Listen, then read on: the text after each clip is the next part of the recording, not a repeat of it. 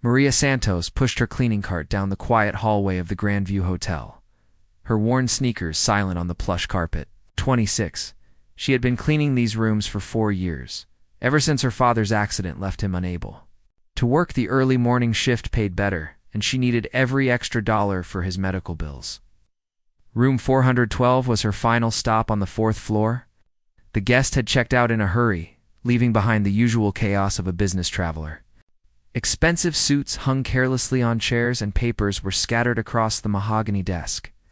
Maria began her routine, stripping the bed and gathering towels from the marble bathroom. As she vacuumed under the king-sized bed, the machine caught on something solid. She turned off the vacuum and knelt down, her heart skipping when she saw a sleek black briefcase pushed far back against the wall. The brass combination lock hung open, as if someone had forgotten to secure it in their haste. Maria's hands trembled as she pulled the briefcase into the light. It was heavier than she expected.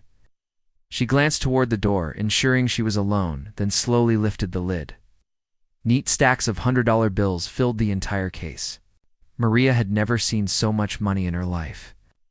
She quickly closed the briefcase and sat back on her heels, her heart pounding.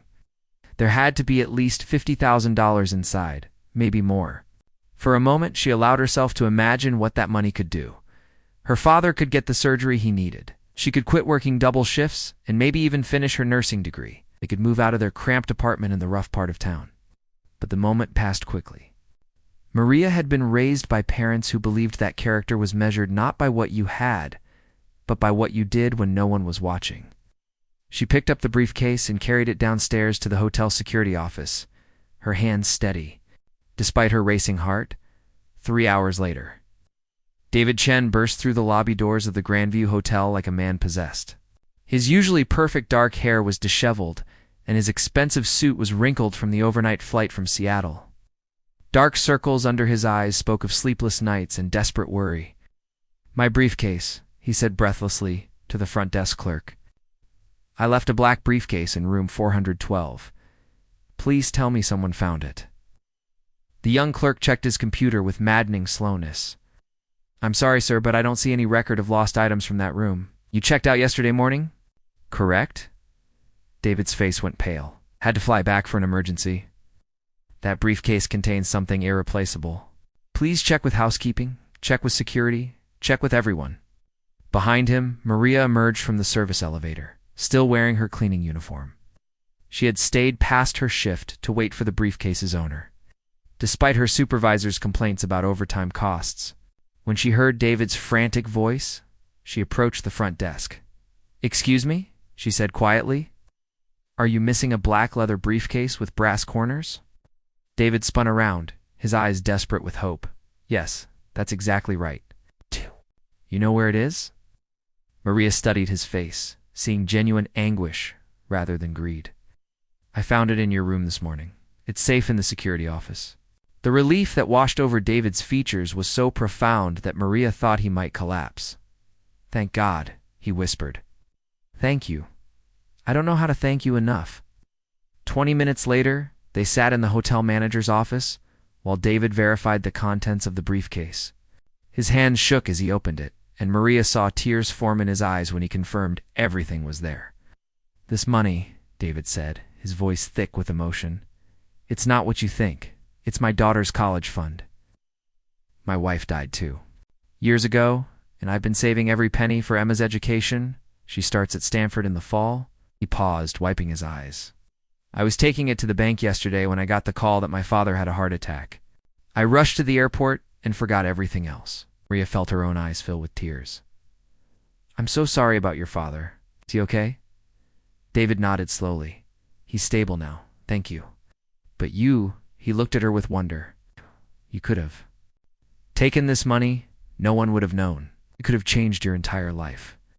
"My parents taught me that some things are more important than money," Maria replied simply. "Besides, this money has a purpose, belongs to your daughters' future." David reached into his jacket and pulled out his checkbook. "I insist on giving you a reward. This money means everything to me and Emma's future. Name any amount." Maria shook her head firmly. "I can't take money for doing what's right." But if you really want to thank me, there is something else you could do. David looked at her curiously. Anything? What do you need? Maria took a deep breath, gathering courage. My father is a mechanic, or he was until his accident. He's been out of work for 6 months now, and his medical bills are piling up. The thing is, he's incredibly skilled. He can fix anything with an engine, but he's too proud to ask for help finding work. She paused, feeling foolish for even suggesting. I know this is a lot to ask, but you seem like a successful businessman. Do you know anyone who might be willing to give him a chance? He just needs someone to believe in him again. David stared at her for a long moment. Here was a woman who had just returned a fortune without hesitation.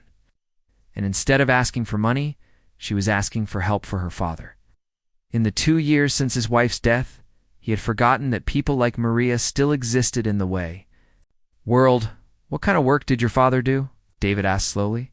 He specialized in luxury cars. European imports mostly.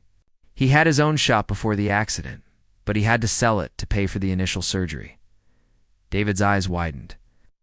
Maria, I own a chain of luxury auto dealerships. We're always looking for skilled mechanics, especially ones who understand European vehicles. He stood up and extended his hand to her. I'd like to meet your father. Not as a favor, but because good mechanics are hard to find. Maria stared at him in shock. I don't understand. You don't even know me. I know enough, David replied. I know you're honest. I know you care about others more than yourself. And I know my wife would have liked you. She always said that. The measure of a person isn't what they have, but what they're willing to give away. Maria felt tears streaming down her face as she shook his hand. Are you serious? You would really do this? On one condition, David said with the first smile Maria had seen from him. I want to meet him today. I've spent the last 2 years sitting in boardrooms making deals that only make rich people richer. I want to do something that would make my wife proud. I want to help someone who deserves a second chance. 2 hours later, David followed Maria up the narrow stairs to her family's apartment. The building was old, but clean, with freshly painted walls and plants on every windowsill.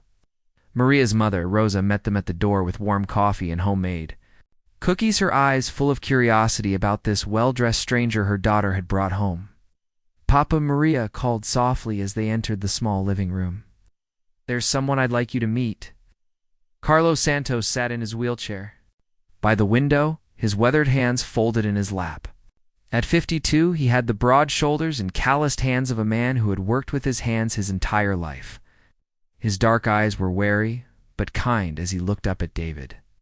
Papa, this is David Chen, Maria said, her voice gentle. Owns several car dealerships, and he'd like to talk to you about your work. Carlos straightened in his chair, his pride evident despite his circumstances. I'm sorry, sir, but I can't work like I used to. The doctors say I may never walk again. David pulled up a chair and sat down at Carlos's level. Mr. Santos, I'm not here out of pity. I'm here because I need someone with your skills, my daughter. Told me about your expertise with European vehicles, your daughter. Carlos looked confused. It's a long story, David said with a smile. But the short version is that Maria did something extraordinary for me today, and it made me realize I've been looking for the wrong things in life. For the next hour, David and Carlos talked about engines and transmissions, about the subtle differences between German and Italian engineering. Carlos's eyes came alive as he discussed his work, and David found himself genuinely impressed by the man's knowledge and passion. I have a proposition for you, David said finally. I need a master mechanic to oversee quality control at my flagship dealership. It's not a job that requires much physical work, but it does require someone who can spot problems that others miss. Someone who can train younger mechanics and maintain the highest standards. Carlos was quiet for a long moment. Why would you offer this to me? You don't know me. Because your daughter has shown me what real character looks like, David replied. And because I believe that the apple doesn't fall far from the tree, I think you're exactly the kind of person I want representing my business. Rosa wiped tears from her eyes as she watched her husband's face transform with hope. What would something like this pay? Carlos asked quietly. David named a figure that made Rosa gasp, and Carlos's eyes widen. plus full health benefits for your entire family, David added. And if you're interested, I'll also help you get the physical therapy you need. I know some of the best specialists in the city. Carlos looked at his daughter, then at his wife, and finally back at David.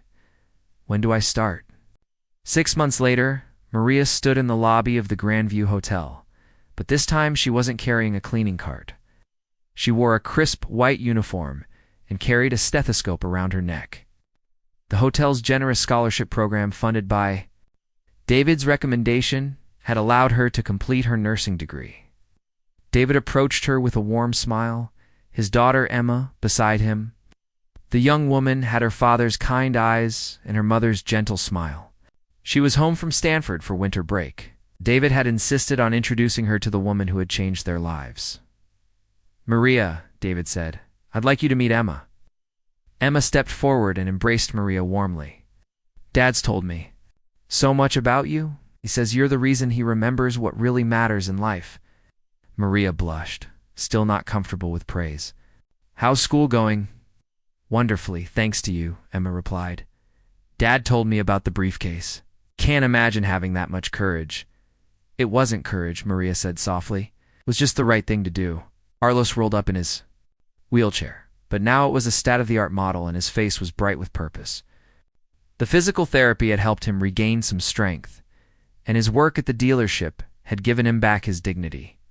He wore a polo shirt with the dealership's logo and carried a tablet for his quality control reports. "The new shipment of BMWs arrived this morning," he told David.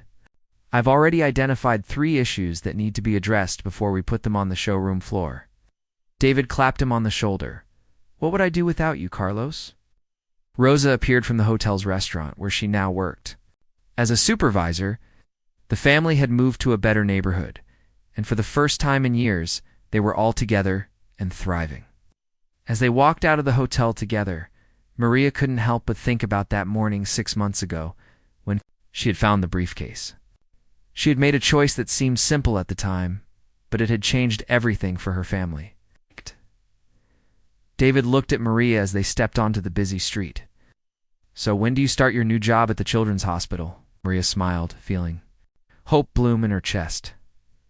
"Next Monday." "I can't wait to help families who are going through difficult times. Your parents raised an incredible daughter," David said. "And Emma, I want you to remember this. Sometimes the most valuable things in life can't be bought with money. Sometimes they come from the simple act of doing what's right, even when no one is watching." As they parted ways, each heading toward their new futures, Maria realized that her parents had been right all along. The briefcase full of money had been returned to its rightful owner, but the real treasure had been found in the unexpected friendships and second chances that grew from a single act of honesty. Behind them, the Grandview Hotel continued its busy routine, unaware that in room 412, a simple choice had just changed for lives forever. The end. Like this video if the story touched your heart. Subscribe for more emotional tales and share with someone who believes in the power of true love, and let us know in the comments. We love connecting with our global community of romance lovers.